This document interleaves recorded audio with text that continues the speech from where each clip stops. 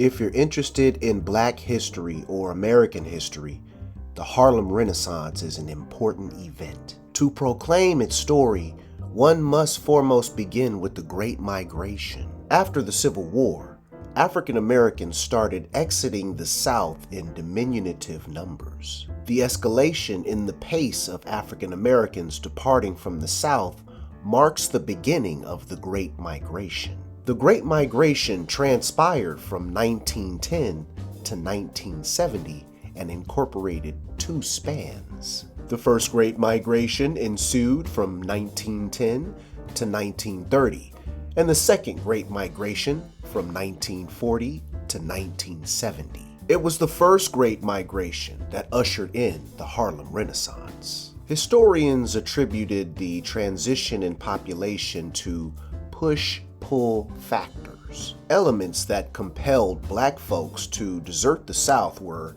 Jim Crow laws, terrorist attacks by white supremacists, and the boll weevil. Factors that lured African Americans to the North were labor opportunities of the First World War and the termination of immigration into the United States. African Americans relocated to the prominent municipalities of the Northeast and the Midwest. In 1910, New York's African American inhabitants expanded from 140,000 to 650,000 by 1940. Initially, Harlem was a white community in uptown Manhattan. African Americans began to arrive inhabiting low-rent apartments and affordable rooms. Over time, the transformation became pronounced in the community. This conversion in the population caught the attention of Payton Jr., an aspiring African-American entrepreneur. Payton Jr. worked for his family barbering business while his two brothers attended Yale University. He wanted to attend the university like his brothers, but he couldn't afford to. Payton endeavored several jobs before landing a janitorial position at a real estate firm.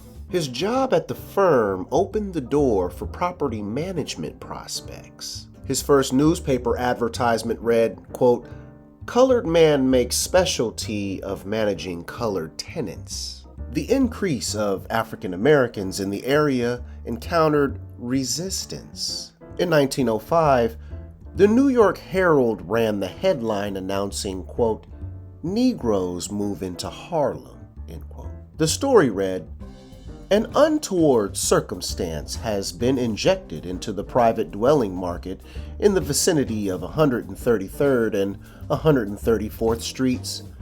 During the last 3 years, flats that were occupied entirely by white folks have been captured for occupation by a Negro population. 133rd still shows some signs of resistance to the blending of colors in the streets, but between Lenox and 7th Avenues has practically succumbed to the ingress of colored tenants. Real estate brokers predict that it's only a matter of time before the entire block will be a stronghold for the Negro population."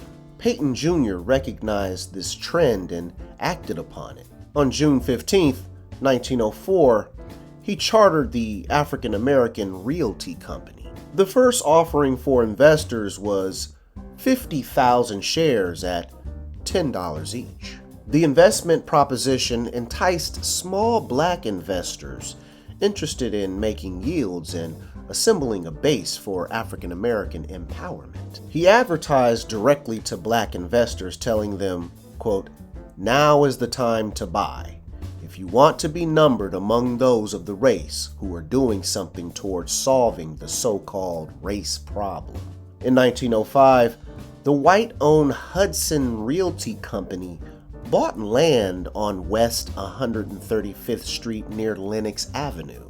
The land Hudson purchased was in the heart of Harlem, and plans were to build residential housing. Hudson also purchased 3 adjacent tenement buildings from Afro-American Realty. After the acquisition, Hudson evicted all the Black inhabitants and substituted them with whites. The Afro-American Realty Company responded by attaining 2 neighboring apartment houses, evicting their white renters, and replacing them with blacks expelled by Hudson.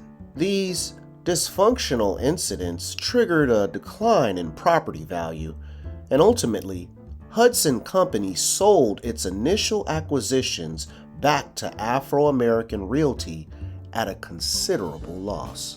This shrewd business maneuvering against Hudson enhanced Payton Jr.'s prestige and seduced more investors in Afro-American Realty Company. The Afro-American Realty Company continued to obtain houses, tenements, and apartment buildings in and around Harlem. African Americans from neighboring areas began to migrate to Harlem, and before the 1910 Great Migration, Harlem was clearly majority black. Migration into New York did not just come from African Americans in the South. Blacks migrated from Jamaica, Haiti, Puerto Rico, and the Dominican. The most well-known Caribbean immigrant from this period was Marcus Garvey. Garvey infused a sense of militant black nationalism into academic and creative cultural developments. In Emancipated from Mental Slavery, Select Sayings of Marcus Garvey, he says, quote, "Look for me in the whirlwind or the storm.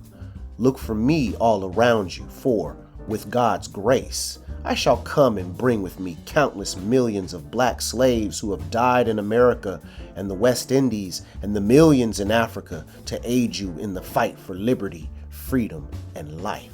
End quote. The merger of black political ideas, literary, and artistic expression fused and became what we now call the Harlem Renaissance. The struggle from slavery to emancipation began with the 13th Amendment, adopted on December 18, 1865, abolishing slavery and enforced servitude. On July 9, 1868, the ratification of the 14th Amendment guaranteed citizenship and equal protection under the law. These 2 amendments were to be strengthened by 3 bills known as the Enforcement Acts. The Enforcement Acts specifically safeguarded African Americans' right to vote, hold office, serve on juries, and be guaranteed equal protection under the law. In addition, the Enforcement Acts permitted the federal government to intercede when states did not defend these rights. The purpose of the Enforcement Acts was to improve the conditions for African Americans during Reconstruction by neutralizing the Ku Klux Klan and other terrorist organizations that arose after the emancipation of African Americans. The Enforcement Acts prohibited terrorist acts committed to intimidate African Americans from embracing freedom and admission to suffrage rights. The new federal laws and constitutional amendments became only words on paper due to a lack of will to enforce them. White supremacist redeemers took control of legislators in the South and began implementing black codes, also known as Jim Crow laws. Proponents of these laws touted them as sensible and donned the phrase separate but equal regarding the status of blacks. The black codes implemented in each state became fortified in 1883 when the Supreme Court struck down the Civil Rights Act. The Supreme Court's justification for striking down the Civil Rights Act was that it did not address civil rights, but rather social. The court cited the 14th Amendment protected a person's civil rights from violation by the state and not by the efforts of individuals. The Supreme Court's decision to strike down the Civil Rights Act set the stage for state legislators to enact lawmaking that legalized segregation in public places. The Supreme Court upheld the law in 1896 with the decision of the Plessy versus Ferguson case. The decision established the notorious Declaration of Separate but Equal, concluding that segregation did not violate the Equal Protection Clause in the 14th Amendment so long as facilities were similar.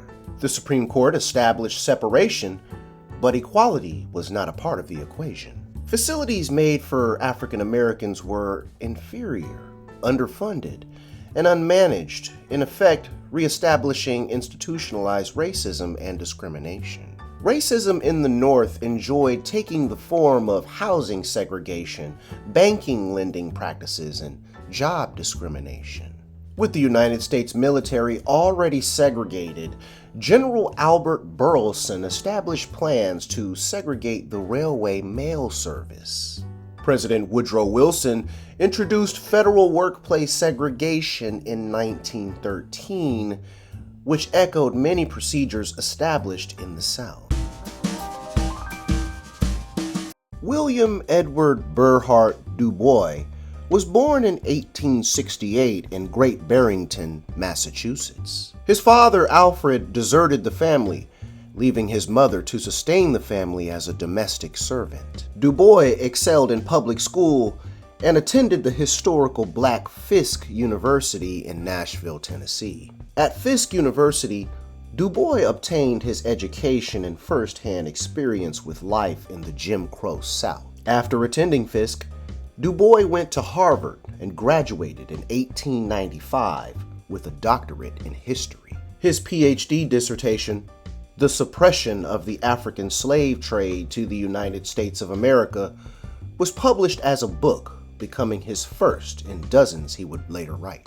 After attending Harvard, Du Bois studied sociology at the University of Berlin for the next few years. He believed each race possessed its unique gift and should contribute its gift to a global, individual, and collective kingdom of culture. When Du Bois returned to the United States, he quickly realized options for pursuing a career in academia were limited. Du Bois eventually found an opportunity at Atlanta University, where he finished his literary classic, The Souls of Black Folks. The Souls of Black Folks was a collection of essays, snippets of autobiography, and fiction intended to shine a light on the reality of those who lived, quote, within the veil, end quote. The intended audience was supposed to be white, but Du Bois' book had a more significant influence on blacks. This influence became especially felt by the artists, poets, and writers who created the backbone of the Harlem Renaissance. Du Bois knew exactly where he stood in the emerging black movement. His position in the African American struggle was clear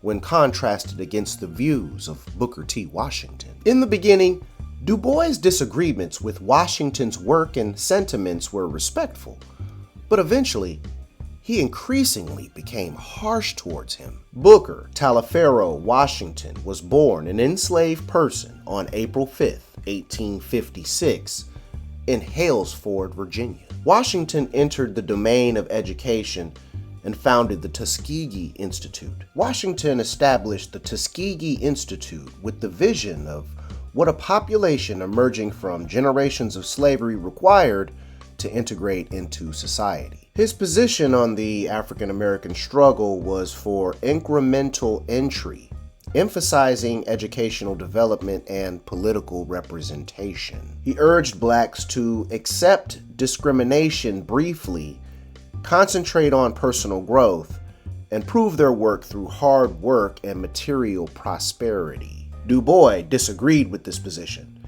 stating that it gave a passive acceptance of Jim Crow racism. Du Bois and other like-minded black intellectuals started the Niagara movement in opposition to Booker T. Washington's passive strategy.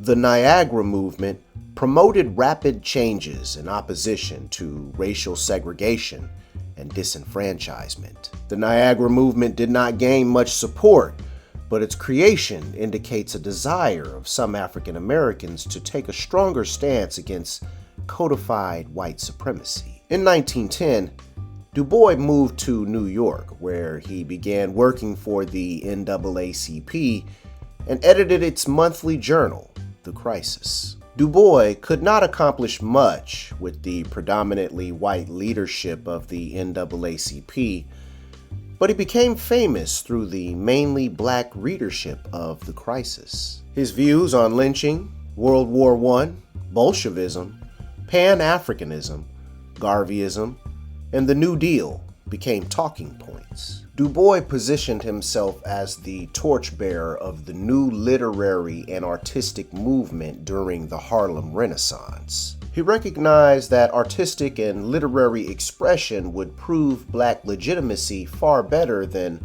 Blacks accepting discrimination and pursuing an education. Du Bois argued that the Black man was the original American artist, and the rude melodies of Black slaves were the only authentic American music. Du Bois stated that Black laughter, dance, and music gave substance to an otherwise empty, materialistic American culture. Through the crisis, Du Bois launched a competition for Black writers. It was through this competition that Langston Hughes materialized with his poem, The Negro Speaks Rivers. Du Bois was ultimately guilty of intellectual and artistic snobbery. He could not embrace Louis Armstrong or Billie Holiday over Wagner and Beethoven. He couldn't embrace Langston Hughes and Claude McKay over Byron and Tennyson. The inability to embrace African Americans over whites contradicted the very movement he was instrumental in creating. Du Bois' appeal to classical music and his declarations for Blacks to compete and not simply mimic estranged him from the movement where he existed on its fringes. Booker T. Washington lectured patience and incremental growth, and Du Bois pushed the status quo, demanding full equality. But Marcus Garvey personified Black vigor and political assertiveness. Marcus Garvey is the founder of Black Pride and modern Black nationalism. African Americans needed a charismatic leader who could uplift them and provide assertive direction, and Garvey provided just that. Marcus Garvey was born August the 17th, 1887 in St. Ann's Bay, Jamaica. He was a printer by trade and the publisher of several small newspapers. Garvey was a gifted public speaker who gained a political education on the sugar plantations of Jamaica. In 1910, he left Jamaica and traveled through Central and South America. Garvey's beliefs developed with the influence of Du Bois' ideas of Pan-Africanism and Booker T. Washington's pragmatic views. He synthesized their ideas with the vision of where to go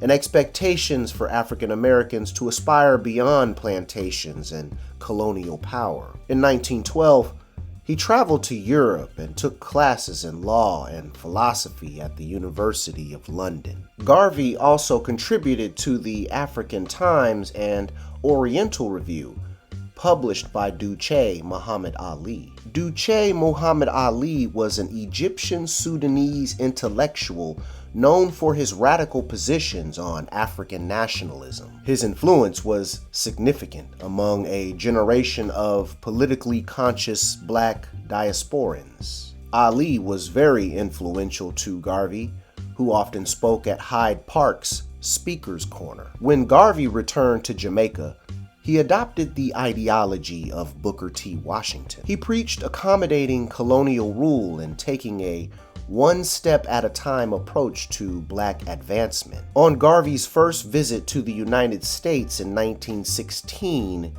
he quickly changed his mind about that position. The new Negro era was in full swing, and Booker T. Washington passed away just shortly ago. Traveling to Tuskegee became somewhat of a pilgrimage, and along the way, Garvey encountered racism like nothing he had ever experienced. Garvey learned that the United States was a hotbed of racial politics beyond his experiences. The experience in the United States altered his vision and style of activism. In 1917, the city of East St. Louis became the scene of a race riot. An influx of African American workers into traditional white industries provoked tensions that led to a violent anti-Black massacre supported by law enforcement. This event impacted Garvey, and as a response, he founded the Universal Negro Improvement Association. He gave a lengthy speech on July 8, 1917 at Lafayette Hall proclaiming, quote, "The East St. Louis riot, or rather massacre, will go down in history as one of the bloodiest of outrages against mankind for which any class of people could be held guilty. This is no time for fine words, but a time to lift one's voice against the savagery of a people who claim to be the dispenser of democracy." Marcus Garvey emerged as one of the most influential black leaders of the generation. He was an electric speaker whose ideas on African American economic and cultural independence became known as Garveyism. One can describe Garveyism as the liberation of Africa from colonial rule and the spiritual rescue of the black race. Garvey viewed Africa as a fallen society removed from the earlier days of greatness. He believed the black race was the only one capable of restoring Africa to greatness and global respect. At the start of the 1920s, many young blacks arrived from Africa to the United States to obtain higher education. The influx was due to financial support from independent churches that began to spring up across the African continent. This movement became known as Ethiopianism, edified by Psalm 68:31. Ethiopia stretched forth its hands unto God. The independent churches in Africa interpreted this phrase to imply a direct contact between the black race and God for the sacred objective of emancipation. Traditional white-dominated churches, which pioneered colonialism on the African continent, were seen as impeding or even harming black progress. Independent churches utilized the fundamental parts of Christianity, but injected it with black standards while using it to organize politically. The earliest transatlantic ecumenical partnership and the first independent black church in the United States was the African Methodist Episcopal Church. Garvey did not work from within the church, but his campaign was about black redemption. Garvey's vision for black redemption, alongside Du Bois' Pan-Africanism, synthesized and exploded across the consciousness of the black diaspora. The machine of Garveyism was the Universal Negro Improvement Association. Its headquarters in Harlem enclosed a 6-block radius from 135th Street and Lenox Avenue. The area contained the movement's spiritual center, Liberty Hall, alongside UNIA-affiliated businesses. The most popular UNIA-affiliated company was the Black Star Line. It intended to spread black business and people across the globe and ultimately facilitate the return of American blacks to Africa en masse. This event became known as the Back to Africa movement. The Black Star Line operated for 3 years between 1919 and 1922. The shipping company did not become a financial success, but it became a cultural one. The grassroots adored Marcus Garvey, but black intellectuals like Du Bois saw Garvey as an embarrassment. People would see Garvey parading around in the uniform and hat of an imperial ruler. Du Bois described Garvey as, quote, "without doubt the most dangerous enemy of the Negro race in America and in the world.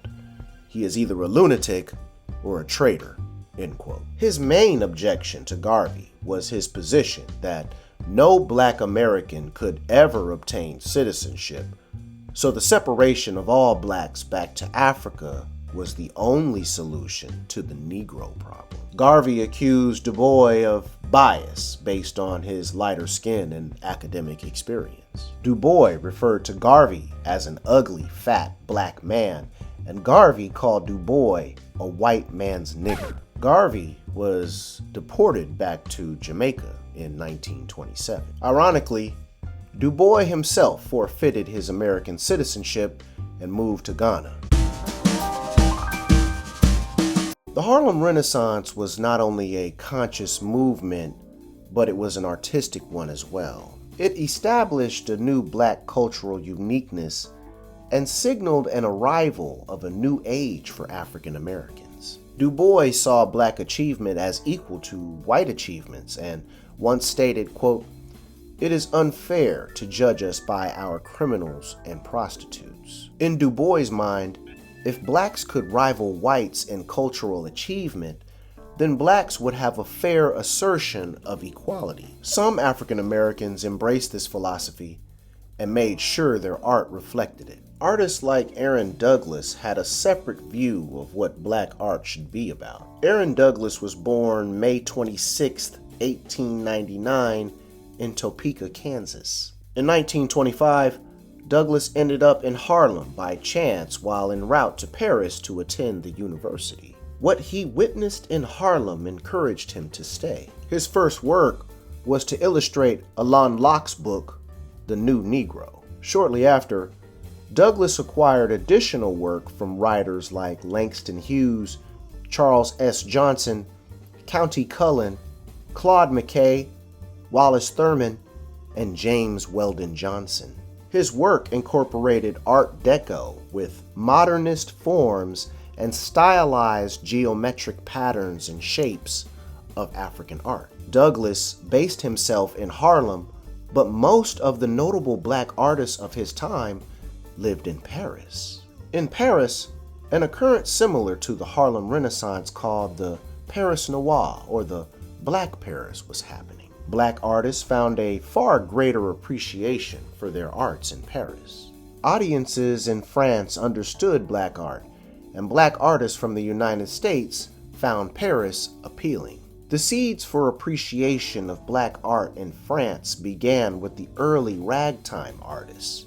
The freedom and appreciation blacks experienced in Paris inspired the innovation of art with a greater degree of sophistication. Black artists thrived in Paris until the Great Depression forced many blacks back to America. The return of black artists from Paris is why the finest work in visual arts from the Harlem Renaissance materialized in the 1930s. The relocation may have been undesired by the artists that returned, but the art that they brought back to America inspired the work of local New York artists. One such artist was Palmer Hayden. Palmer C. Hayden was born on January 15, 1890 in Widewater, Virginia. He used oils and watercolors to depict African American social landscapes. He attended Cooper Union in New York and Booth Bay Art Colony in Maine. In 1925, he created his first masterwork, Fétiche et Fleurs. Another artist was Archibald Motley. Archibald John Motley Jr. was born October 7, 1891, in New Orleans, Louisiana. He became characterized as a Jazz Age modernist. Motley's art captured the dynamic scenes of black life during this period. He attended the Art Institute of Chicago and was instrumental in a similar art movement occurring in Chicago. Hayden and Motley were artists who stayed true to expressing the black experience in their work. Sergeant Claude Johnson was another impactful artist of the Harlem Renaissance. Johnson's creations echoed African forms, and he arguably was one of the best artists from the Harlem Renaissance. His work encompassed sculptures, carvings, masks, murals, and paintings, and used different African styles simultaneously. The finest sculptor of the era was Augusta Savage. Savage was a traveled academic advocate whose work became influenced by both Africa and America. She produced bronze busts of prominent African American leaders. Savage received a scholarship to study in France, but had it rescinded due to jealous white students who received the same scholarship. Her stunted academic pursuits inspired her to advocate for the development of young black artists. She is one of the longest living artists from that era and a key figure in the civil rights movement. Her well-known bust of the Harlem child, Gammon, made her famous. Another artist was Meta Vo Warwick Fuller. Fuller was a poet, sculptor, and a painter. Her work was distinctly Afrocentric with a classical European influence. One of her peers considered her the most imaginative black artist of her generation. Fuller and Savage are the first significant African-American female sculptors. Fuller's work embodied the new pro-black identity emerging from the Harlem Renaissance. The amount of literature produced during the Harlem Renaissance is staggering. Literature came in several forms, from poetry, drama, periodicals, journals, and news reporting. March 21st, 1924, a significant event occurred in Black literature. Organized by Charles S. Johnson, editor of Opportunity, a journal of Negro life, the event celebrated the publication of Jessie Fawcett's There Is Confusion. There Is Confusion was significant due to its new portrayals of African Americans in literature. The venue chosen for the event was the Civic Club, about 100 blocks south of Harlem. Johnson asked Alain Locke to preside over the event. Locke agreed to preside over the event as long as it expanded to include all African American writers instead of Fawcett by herself. Alain Locke was another key Harlem Renaissance artist. Born on September 13, 1885 in Philadelphia, Locke was a literary forefather. Alain Locke became the first black man to obtain a Rhodes Scholarship, and his academic career included places like Harvard and Oxford University. His most influential work was The New Negro, published in 1925. The title of his work provided the name and the vision of the revitalized black future. Alain was gay, and he was an advocate for young gay African Americans. Alain hosted the Civic Club dinner, which ended up being a spectacular gala occasion with over 100 guests from Du Bois to James Weldon Johnson. The dinner coalesced African American writers and intellectuals together, accelerating the scholarly aspect of the Harlem Renaissance. In 1921, the famous 63rd Street Music Hall hosted a musical called Shuffle Along, written by comedians Flournoy Miller and Aubrey Lyles. The score was composed and sung by Eubie Blake and Noble Sissle. The performers included Josephine Baker and Paul Robeson, who would later become superstars. The first performance of Shuffle Along was so influential, it defined the nature and essence of nightlife during the Harlem Renaissance. It introduced black music and theater to white audiences who became fascinated. It introduced jazz to Broadway, along with excitingly new, finely choreographed jazz routines. Before long, many black written shows appeared on Broadway. Eventually, white writers began to produce their versions of black musical comedies. Shuffle Along also assisted in the development of jazz and the blues. Harlem did not create jazz. It came from the blacks who moved from places like New Orleans, Memphis, and St. Louis because of the Great Migration. Author James Weldon Johnson said, "Jazz came to Harlem around 1905 with the Memphis Students. They played at Proctor's 23rd Street Theater. One of the Memphis student members, James Reese Europe, became a well-known composer. Europe performed at the Clef Club Orchestra at Carnegie Hall. Jazz clubs started to manifest everywhere in Harlem. These places became legendary, like the Alhambra Ballroom, the Apollo Theater, Club Harlem, Lenox Lounge, Showman's Jazz Club, and Minton's Playhouse. Many greats like Ella Fitzgerald, Louis Armstrong, Count Basie, Billie Holiday, and Cab Calloway would perform at these venues and go on as international superstars. During the height of the French Empire in the late 20th century, Paris became the hub of black cultural understanding and revitalization.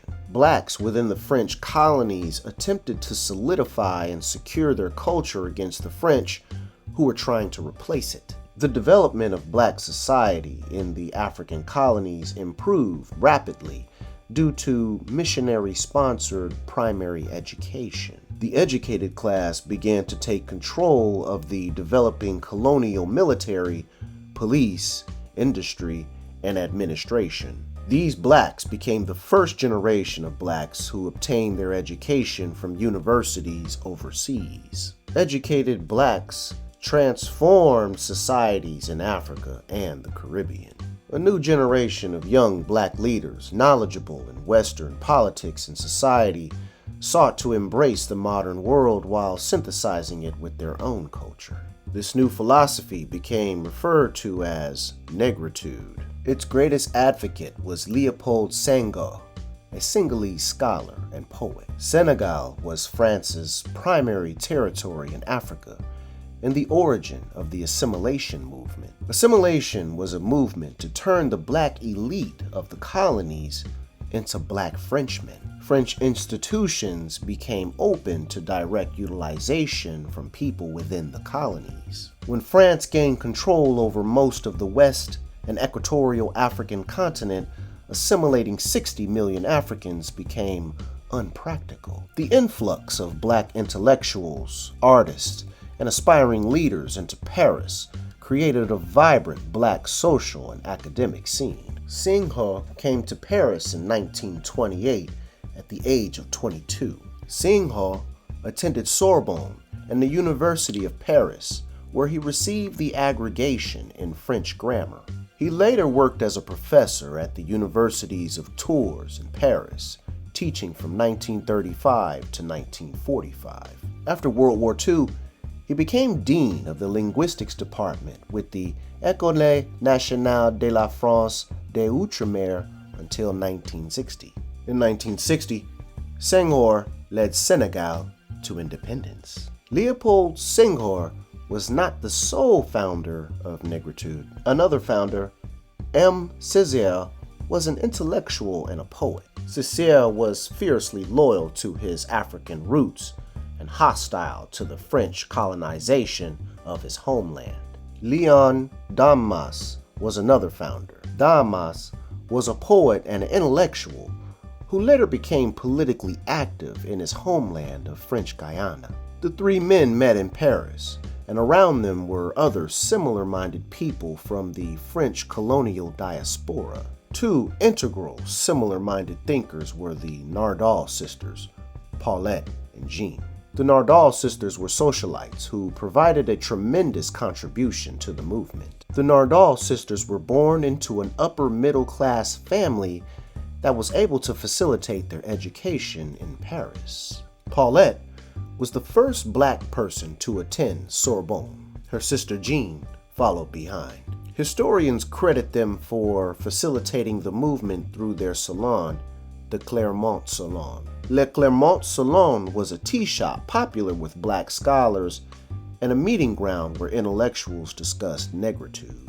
The Nardal sisters refined the fundamental philosophies of negritude and helped establish the movement. Paulette Nardal translated many of the works of the Harlem Renaissance writers into French. The translations assisted in developing a common identity and bridging the Harlem Renaissance with the movement in Paris. In October 1931, the sisters founded La Revue du Monde Noir, Review of the Black World, a journal that became influential in conveying the Pan-African ideals of negritude.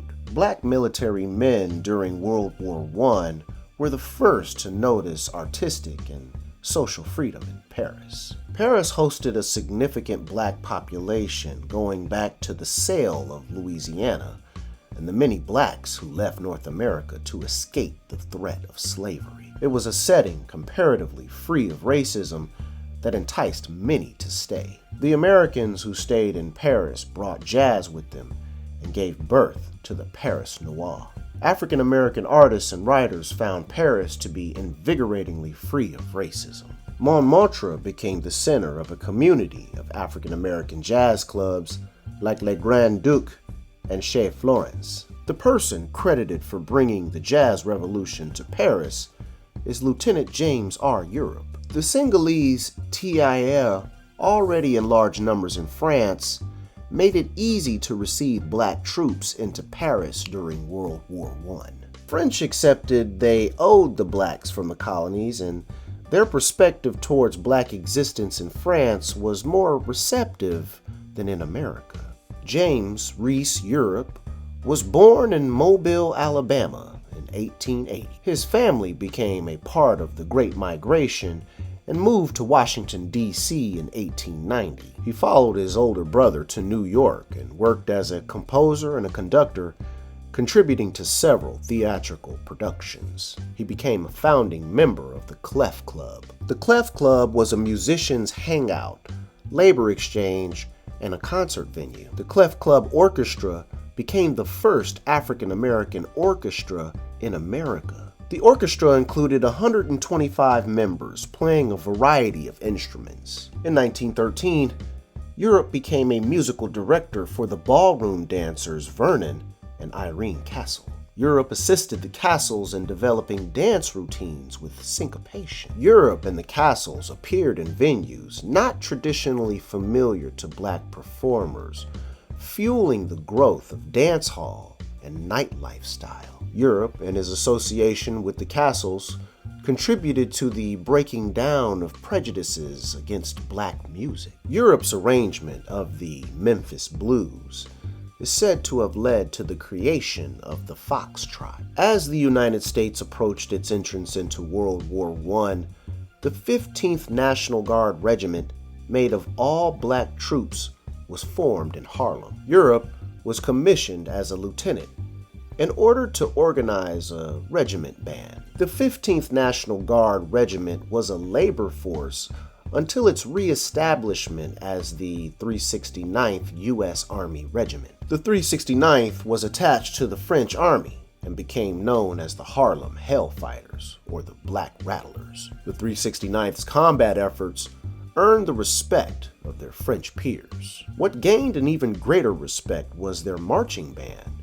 which boosted morale and became arguably the most famous band in Europe. On February 9th, 1919, the 369th returned home to New York. The band recorded 24 instrumental and 6 vocal ensemble sides for the French record company Bate. James Europe was tragically killed in a knife attack by one of his drummers after an argument. He died at the age of 39 and became the first African American to have a public funeral in New York City. Europe's influence lived on through band members who stayed behind in France. These band members organized and began to perform in Paris. The district of Lower Montmartre became known as Black Montmartre. The sound that was becoming jazz was very popular with French audiences, but it took time for French composers to embrace it. By 1930, jazz became more mainstream, and French jazz composers and performers finally manifested.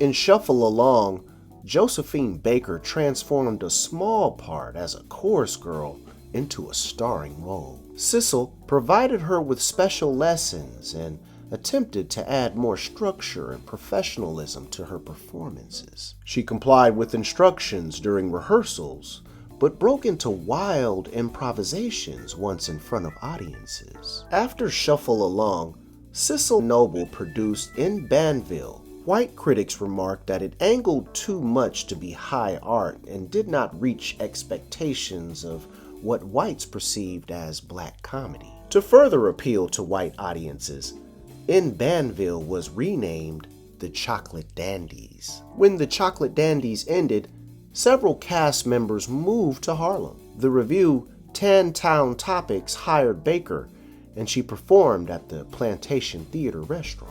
Shows at the Plantation Theater restaurant attracted white theater goers and well-to-do blacks. African Americans who attended the show had to sit at the corner tables. Segregation was still the law of the land, even in Harlem during the Black Renaissance. In 1925, a wealthy American woman named Carolyn Dudley offered to take Baker to Paris with a troupe of black dancers and singers. Josephine said, quote, "I wanted to get far away from those who believed in cruelty, so then I went to France, a land of true freedom, democracy, equality, and fraternity." Josephine headed to France at age 19, and one of her main reasons for leaving was her hatred for racism in America. Baker realized that no matter how successful she became in America, she would still receive second-class citizenship. Josephine set sail on a steamship to Paris and later wrote, "When the Statue of Liberty disappeared over the horizon,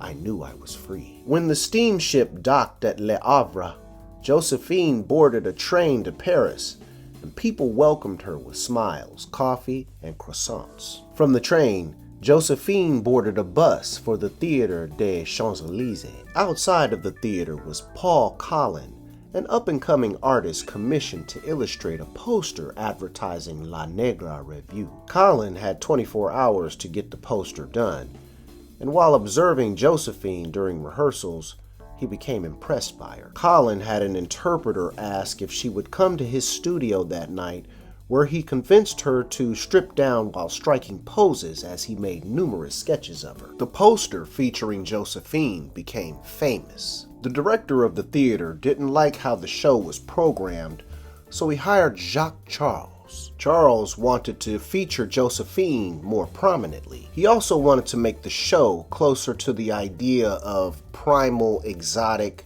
and black eroticism. Charles created the Danse Sauvage for her to perform with Joe Alex. They both were to wear only skirts of feathers, like, quote, true African. Charles also wanted Josephine to appear topless, which was routine for dance hall performers and chorus girls. Charles's choreography was a projection of the stereotypes of African primitives, and his imagined dance was far from resembling African dance. Josephine was against appearing half-naked and doing the, quote, primitive dance. Josephine's fears melted away on the show's opening night. She gave an incredible performance, and when it came time for the Danse Sauvage, she did a seductive, wildly rhythmic dance. Josephine later wrote, quote, "I was driven by dark forces I didn't recognize." At the end of the dance, the crowd leaped to their feet,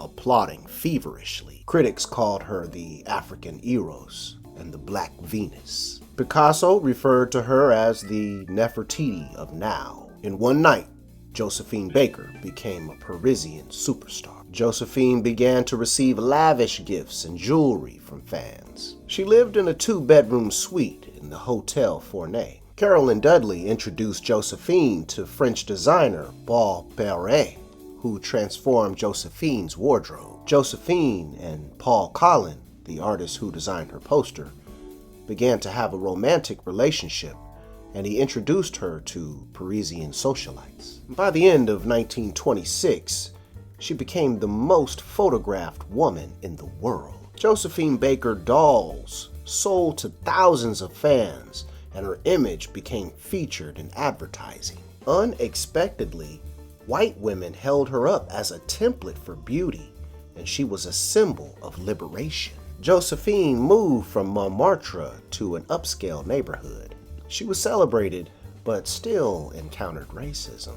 Josephine inspired white women to tan their skin to look more like her. Ironically, Josephine often rubbed herself with lemon juice and bathed in goat's milk and bleach to become lighter. In the 1930s, she started touring for a show named Les Joies de Paris, and by 1933, she was touring worldwide. In 1935, Josephine became booked to perform on Siegfried Follies. It made her the first black woman to appear on the show, and she became the last. Sailing into New York, she remembered how she felt leaving all those years before. Her experiences in France grew her conviction tremendously, but she discovered America had not changed. She arrived in America and took a cab to the hotel where the manager checked her in and told her not to walk through the lobby again. In New York, she was still a second-class citizen. Josephine also experienced harsh racist criticism of her performance on Siegfried Follies. In addition, African Americans also criticized her, seeing her as too European. Josephine arrived back in Paris before her 30th birthday in 1936. She was active in the Red Cross and the French Resistance during World War II. She won two of France's highest military honors, the Croix de Guerre and the Legion of Honor. She partook alongside Martin Luther King in the March on Washington in 1963. Baker died on April 12, 1975, and received full military honors at her burial in Paris. The Harlem Renaissance was a unique time and place for African Americans. The movement helped to reinvent new ideas of blackness in art, dance, and literature. It inspired thinkers, writers, and performers that still have an impact on us to this very day. We still debate the ideas of W.E.B. Du Bois and Marcus Garvey. Artists like Hayden, Motley, and Johnson still influence painters today. Dances made famous by Josephine Baker and Mabel Lee can be seen on TikTok today. Performers and songwriters like Cab Calloway still find relevance today. Writers like Langston Hughes inspired generations to become poets and embrace literature. I hope that in the near future we can have another Black Renaissance like the one that happened in the Harlem Renaissance. I also hope that you'll subscribe to my channel and watch all my videos as well. I also wanted to give a big shout out to everybody that subscribed to my channel. Thank you so much.